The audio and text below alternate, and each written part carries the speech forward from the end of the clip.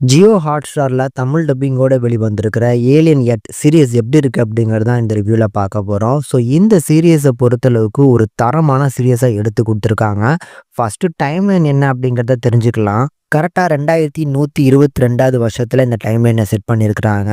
So இங்கே வந்து ஒரு எர்த்தை காட்டுறாங்க. நல்ல டெவலப்பான ஒரு எர்த்து தான். ஸோ கேன்சர் பேஷண்ட்டாக இருக்கக்கூடிய சின்ன பசங்களை வந்து பார்த்திங்கன்னா அவங்களோட உடம்புலேருந்து டிரான்ஸ்ஃபர் பண்ணி இன்னொரு உடம்புக்கு கொண்டு வந்து ஸோ அவங்கள ஒரு மியூட்டண்ட்டாகவும் மாற்றுறாங்க.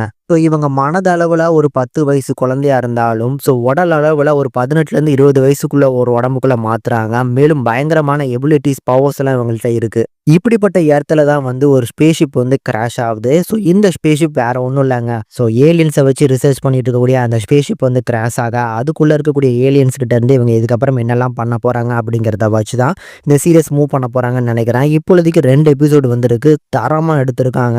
ஃபர்ஸ்ட் ஆஃப் ஆல் வந்து குவாலிட்டி, சவுண்ட் குவாலிட்டி இருக்குது பார்த்தீங்களா, செமையாக இருக்குது. விஷுவல் குவாலிட்டியுமே சூப்பராக தான் இருந்துச்சு. எனக்கு பர்டிகுலராக அந்த ஏலியன் ஃப்ரான்சைஸில் வந்து இந்த ஏலியனை வச்சு ஹாரர் ட்ரை பண்ணுவாங்க பாருங்கள், அதை பர்ஃபெக்டாக யூஸ் பண்ணுவாங்க.